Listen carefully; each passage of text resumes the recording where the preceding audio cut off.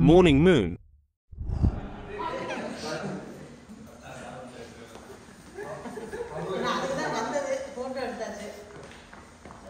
பொருத்தமான பெயர் மணிகண்டன் கருப்பையா, மணிகாண்டான கருப்பையா என்று இன்றிலிருந்து நீர் அழைக்கப்படுவீர்கள்.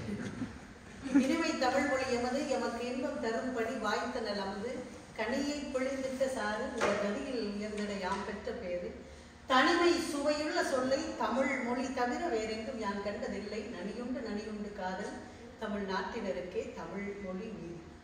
தாயே தமிழே, உனக்கு என் கரம் சரம் தாழ்ந்த வணக்கம். உன்னை நான் வணங்குவதும் என்னை நீ வாழ்த்துவதும் தாய் மகளுக்கு அளவில்லை என்பதால் வணங்குகிறேன் தாயை, வாழ்த்துவாய்.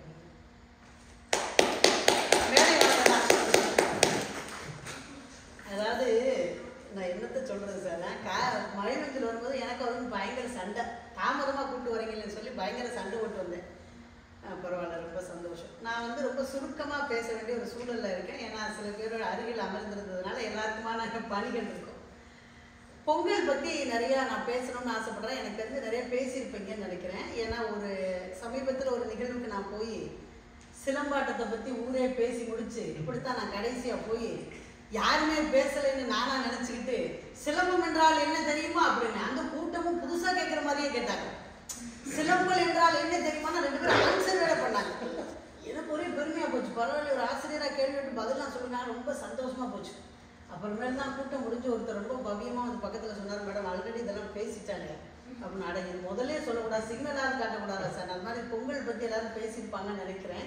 அதனால் தமிழ் பெருமை கடைசியாக பொங்கல் வச்சு முடிச்சிருவேன், பயப்படாதீங்க. பொங்கல் வைக்கிறது தான் வந்திருக்கோம். பாடலாம் பாடணும் அப்படின்னு சொல்லியிருக்கேன்.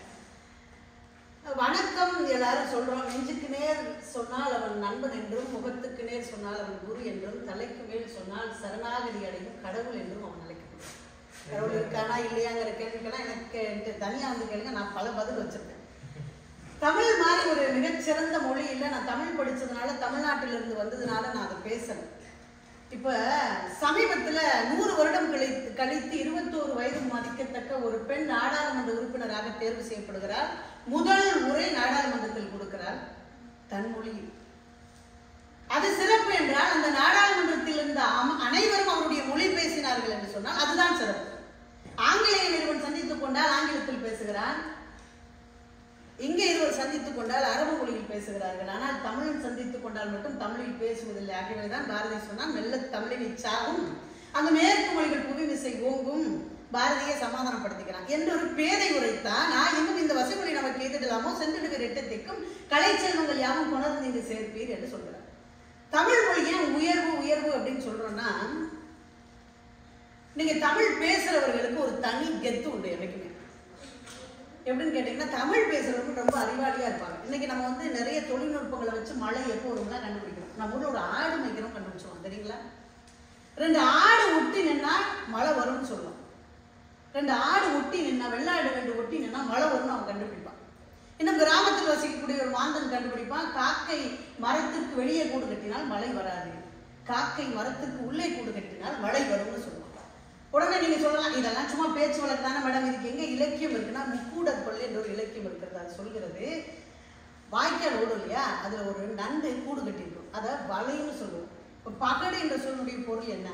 வலிமை, ஆண் யானை, களிறு, காலை மாடு, சிறப்பு. சிறப்பு, குறிப்பா யானை. அப்ப பெண் யானைக்கு பேர் என்ன? பெண் யானை. கேள்வி நானே கேட்டு பெண் யானையினுடைய பேர் என்ன? சரி, யோசிச்சுட்டே இருக்க முக்கூடற்பள்ளிக்குள்ள போயிடுவோம். ஏன்னா சில பேரை வந்து பிடிச்சி வச்சுருக்கணும். நான் என்னைக்கு ரசிச்சுட்டே இருப்பீங்க, உங்களுடைய சிந்தனை வேற எங்கேயே இருக்கும். நான் விரைவில் சொல்கிறேன் அதுக்கான ஆன்சர் பதில். அந்த வாய்க்கால ஓடக்கூடிய இடத்துல தான் நண்டு தன்னுடைய வலையை கட்டும். நண்டனுடைய கூட்டின் பேர் வலை. அது என்ன பண்ணுமா, தன்னுடைய வாசல் இருக்குல்ல, அந்த வலையினுடைய வாசலை சேற்றை வைத்து அடைக்கணும். அப்படின்னு என்ன அர்த்தம்னா, மழை வரப்போகிறது என்று அர்த்தமா.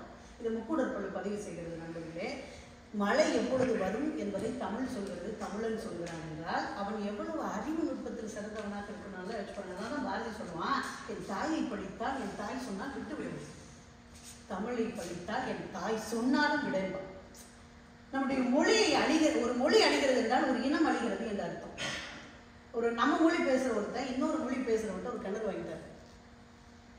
உடனே ஒரு வாரம் கழிச்சு அவர் வந்திருக்காரு, ஹலோ எக்ஸ்கியூஸ் மீ, நான் உங்களுக்கு கிணறு தான் விற்றுருக்கேன், கிணத்துக்குள்ள தண்ணி இருக்குல்ல, அது என்னோட தண்ணி, அதை நீங்கள் யூஸ் பண்ணோம்னா எனக்கு காசு கட்டுன்னு கேட்டான். நம்மளால தான் அறிவாளியாச்சே அப்படின்னு சொன்னேன். சார் நல்ல வேலை உங்களை பார்க்க நினச்சேன், கிணறத்தான் அவங்கள்ட்ட இருந்து நான் வாங்கியிருக்கேன், என் கிணத்துல நீங்கள் தண்ணியை சேமித்து வச்சுருக்கீங்க, ஸோ மாதம் மாதம் எனக்கு காசு கொடுங்கண்ணா. ஸோ நம்மளை அவ்வளோவா எளிமை யாராலும் ஏமாத்திட முடியாது தமிழ் பேசுகிறவர்களே. தமிழனுக்கு மதிநுட்பம் அதிகம். கண்ணதாசன் எடுத்துக்கோங்களேன், நீங்கள் மற்ற மொழி பாடல்களை கேட்கும்போது உங்களுக்கு இந்த புல்லரிப்பெல்லாம் வருமானு எனக்கு தெரியாது. இந்த மாதிரி ஒரு பாடல் நீங்கள் கேள்விப்பட்டிருக்கவே மாட்டீங்க. இந்த மாதிரி ஒரு சிந்தனை அவனுக்கு மட்டும்தான் வரும். கொஞ்சம் சுமாராக பாட சொன்னதுனால ஒரு பாடல் பாடுறேன். இந்த படம் என்னன்னு சொல்லுங்க.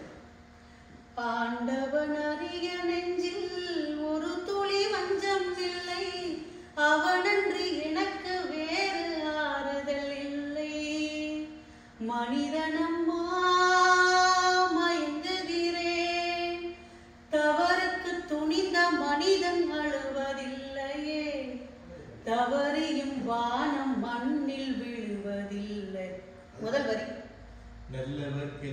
சாட்சிகள் 2 1 மனசாட்சி, தெய்வத்தின் சாட்சியம்மா, நம்பிக்கை வைத்து கல்லையும் பார்த்தால் தெய்வத்தின் காட்சியம்மா, அதுவே உண்மைக்கு சாட்சியம்மா, அதுவே உள்ளத்தின் சாட்சியம். அந்த பாடல் ஒரு விஷயம் கவனிச்சுக்கோங்க.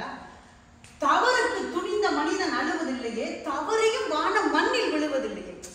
ஐயோ, இவன் பாராட்டப்பட வேண்டிய கண்ணதாசன் தப்பா இந்தியாவில் தமிழ்நாட்டில் பிறந்துட்டார். அது ஒன்றுதான் அவர் பண்ண தப்பு.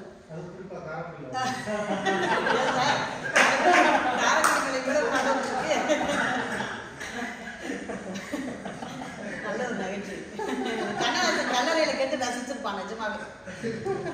தமிழ் பாடல் கேட்டால் நமக்கு ஒரு உணர்ச்சி வரும். கருவினில் வளரும் மலலையின் உடலில் பாடுங்கள தைரியம் வளர்ப்பாள் தமிழன்னை, களங்கம் நேர்ந்தால் பெற்றவன் மானம் காத்திட எழுவான் அவன் பிள்ளை, அச்சம் என்பது மடமையடா அஞ்சாமை திராவிட உடமையடா. அவர் குதிரை முன்னாடி நம்ம ஓடுவோம். 6 சாப்பிட்டு எனக்குமா டைமு சூப்பர்ல, இது நல்லா இருக்கு. ஆனால் தயவுசெய்து இதுமே ஏதாவது மட்டத்தில் பேச கூப்பிடுங்க சார். 4 முடிச்சிட்டாரு, நாளை எதில் இருக்கேன்னு எனக்கே தெரியல. இப்போ தமிழுக்கு அறிவு அதிகம் என்று சொன்னால் தமிழ் பேசுகிற தமிழனுக்கு அறிவு அதிகம். நண்பர்களே, நான் இப்படி சொல்லி என்னுடைய உரையை நிறைவு செய்கிறேன். பொங்கலை கொண்டாடுறோம். ஏன் தீபாவளியை தமிழனுடைய திருவிழாவாக நம்ம ஒட்டுறது கிடையாது, மற்ற திருவிழாக்களை தமிழனுடைய திருவிழாவாக நம்ம ஸ்டிக்கர் வச்சு ஒட்டுறது கிடையாது. ஏன் பொங்கலை மட்டும் ஒட்டுறோம்? உலகோடு சார்ந்தது வேற. எப்பவுமே எனக்கு பதில் தமிழோட நேர்ந்தது. இயற்கைக்கு சார்ந்த திருவிழா. நீங்க சொன்ன அத்தனை விடைகளுமே சரி. கேள்வி பதில் என்பதை விட வினா விடைன்னு சொன்னா என்ன நல்ல தமிழ். அத்தனை விடைகளுமே சரி. சரிங்களா? ஏன் தமிழனை பொங்கலை தமிழோட விட்டுறோம் அப்படின்னா, ஒரு மனுஷன் மேல காசு வச்சுக்கோங்க, அவன் அப்படி காலை தூக்கிட்டு நடப்பான் சார். காசு மட்டும் பொருளாதார சுதந்திரம் ஒரு பெண்ணுக்கும் ஒரு ஆணுக்கும் இருந்தது என்று சொன்னால் அவனுக்கு தைரியம் தன்னை போல வரும். அந்த பொருளாதார சுதந்திரம் எப்போது ஒரு உழவனுக்கு வருகிறது என்று சொன்னால் அறுவடை நடக்கும் போது. அந்த அறுவடைக்கு அடுத்து பொங்கல் வருது. நல்லா ஞாபகம் வச்சுக்கோ. பொங்கல் எங்க வைப்போம்? வீட்டுக்குள்ள வைப்போம், வெளியே வைப்போம். ஏன்? சூரியனுக்கு சொல்ல விதமாக மாடுகள் கால்நடைகளுக்கு உலக முடிவு அது கொண்டாட்டமாக கொண்டாடுவது. சூப்பர். எப்பயுமே தமிழன் நீர்வழி சமூகம். சாருக்கெல்லாம் தெரியும், தமிழன் நீர்வழி சமூகத்துக்கு சொந்தக்காரர். சரிங்களா? பனிக்கூடத்தில் பிறக்கிறோம், எங்க முடிகிறோம் உங்களுக்கே தெரியும். நீர்வழி சமூகத்தை சேர்ந்தவர். நல்லா ஞாபகம் வச்சுக்கோங்க. சோழர்கள் குமிழித்தூம்பு அப்படின்னு ஒன்று கட்டியிருந்தாங்க. யாருக்கா கேள்விப்பட்டிருக்கீங்களா? குமிழித்தூம்பு. அதோட பயன்பாடு என்ன தெரியுங்களா? ஏரியை நீங்கள் தூர்வாரவே வேண்டாம். ஒரு பெண் புதுசாக திருமணம் முடிச்சு வரான்னு வச்சுக்கோங்களேன், அந்த பெண் என்ன செய்வாங்க தெரியுமா? கிராமத்துலலாம் ஒரு குடம், சின்ன குடத்தை எடுத்துக்கிட்டு ஊர் பொதுக்குழாயில் போய் தண்ணி பிடிக்க சொல்லுவாங்க. அந்த மாப்பிள்ளையோட சொந்தக்காரங்க கூட போவாங்க. எதுக்கு தெரியுங்களா? இந்த பெண் தான் எங்கள் வீட்டுக்கு புதுசாக திருமணம் பண்ணி வந்திருக்கா, எல்லாரும் பார்த்துக்கோங்கன்னு சொல்கிறது. ரெண்டாவது என்ன தெரியுங்களா? அந்த பெண்ணுக்கு மறைமுகமாக ஒன்று உணர்த்துறாங்க. இந்த தண்ணீர்னா குளிர்ச்சி அப்படின்னு ஒரு பொருள். எப்படி குளுமையாக இருக்கோ அது மட்டும் வீட்டில் கஷ்டம் வந்தால் நீ கொஞ்சம் ஹேண்டில் பண்ணி போய்க்கோமாங்கிறதுக்காக. மூணாவது என்ன தெரியுங்களா? இந்த குளத்தில் ஒரு மாதிரியும் குடத்தில் ஒரு மாதிரியும் பானையில் ஒரு மாதிரியும் தண்ணீர் எப்படி தன்னை மாற்றிக்கொள்கிறதோ அது மாதிரி உன் நாத்தனார் ஒரு மாதிரி இருப்பான், உன் வீட்டுக்காரர் ஒரு மாதிரி இருப்பான், உன் மனைவி மாமியார் ஒரு மாதிரி இருப்பாங்க. ஸோ அதுக்கேற்ற மாதிரி நீ மாறிக்கமான்னு சொல்கிறதுக்காக தான். தோ பரமசிவம் ஒரு மிகச்சிறந்த எழுத்தாளர் சார். அவருடைய பண்பாட்டாசியங்கள்னு ஒரு நூல் இருக்குது, தயவுசெய்து படிங்க. அதில் ஒரு பக்கத்தில் ஒன்று பதிவு பண்ணியிருக்காரு. திருநெல்வேலி பக்கம்னா இன்னும் ஒரு வழக்கம் உண்டா. திருமணமான 5 மாதத்தில் 6 மாதத்துலேயோ கணவன் தவறிட்டா அந்த அந்த வீட்டில், அந்த சடங்கு வீட்டில் வெளியில் ஒரு பானையில் ஒரு நல்லா தெரிந்த ஒரு கிண்ணம் மாதிரி ஒரு பெரிய அகண்ட கிண்ணத்தில் 2 பூக்களோ 3 பூக்களோ போட்டு வைப்பாங்களா, வெள்ளை பூக்கள். இதுக்கு என்ன அர்த்தம்னா, அந்த இறந்து போயிருக்கானே இவனுடைய மனைவி 3 மாதம் கர்ப்பமாக்கா. ஏன்னா நாளைக்கே அவன் இறந்து போயிட்டான், அந்த பெண் எப்படி கர்ப்பமானான்னு ஊருக்குள்ள யாரும் பேசிடக்கூடாதுங்கிறதுக்காக வெளிப்படையாக அதை வெளிப்படுத்துவாங்களாம். தமிழரின் சமூகம் உயிர் ஒளி சமூகம், பண்பாட்டு அசைவுகள், அழகர் கோயில் அதெல்லாம் படிச்சு பாருங்க. அப்போ பொங்கலுக்கு வந்துடும். வெளியில் பொங்கல் வைக்கிறோம், முதல்ல பானை எடுத்து என்ன ஊற்றுவோம், நீர் ஊற்றுவோம். அதை நெருப்பு வைப்போம். நெருப்பு எரிகிறதுக்கு எது உதவும், காற்று உதவும். இன்னும் ஒன்று இருக்கே, 5 பூதங்கள் 2 சொல்லுங்க. நிலத்துல தான் வைப்போம். நிலத்தில் வச்சு ஒரு பானையில் நீர் ஊற்றி வைப்போம். 4 வந்துருச்சு இல்லைங்களா? ஆகாயம். எதை நோக்கி வைக்கிறோம், எதை நோக்கி பொங்கல் பொங்குது, ஆகாயத்தை நோக்கி பொங்குது. இந்த உலகத்தில் உள்ள அத்துணை நாடுகளும் பொருளாதாரத்தை தன்னுடைய பலமாக கொண்டிருந்தால் தமிழன் மட்டும்தான் 5 பூதங்களை தன்னுடைய தெய்வமாக கருதினான். 5 பூதங்களுடைய காலம் வச்சுதான். அதனால்தான் எந்த மொழி அழிந்தாலும் தமிழ் அழியாது. ஸோ தமிழும் தமிழனுடைய பண்பாடும் அழிக்கக்கூடியது அல்ல, ஆளக்கூடியது என்று சொல்லி நல்ல வாய்ப்புக்கு நன்றி வரவேற்கிறேன்.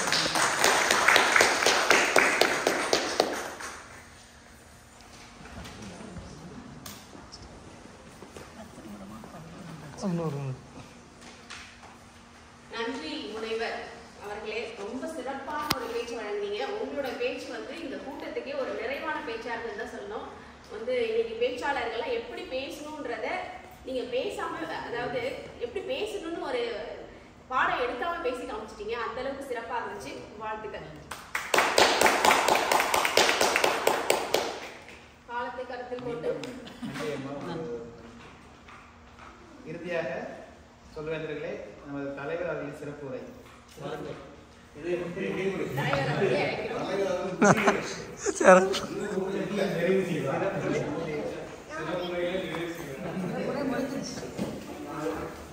அனைவருக்கும் மீண்டும் ஒரு மாலை வணக்கம். மிக சிறப்பாக நிறைவான ஒரு கூட்டமாக இந்த கூட்டம் இருந்தது. அனைவருக்கும் பொங்கல் வாழ்த்துக்கள். பொங்கலோ பொங்கல், பொங்கல் நல்வாழ்த்துக்கள். பொங்கல் நல்வாழ்த்துக்களோடு தோகா தமிழ் சொல்லும் மன்றத்தின் 55வது கூட்டத்தை நிறைவு செய்ய வைப்பதில் மகிழ்ச்சி அடைகிறேன். அனைவரும் ஒரு புது புகைப்படம் எடுத்துக் கொள்ளலாம். முழு புகைப்படப்படுகிறதும் Morning Moon.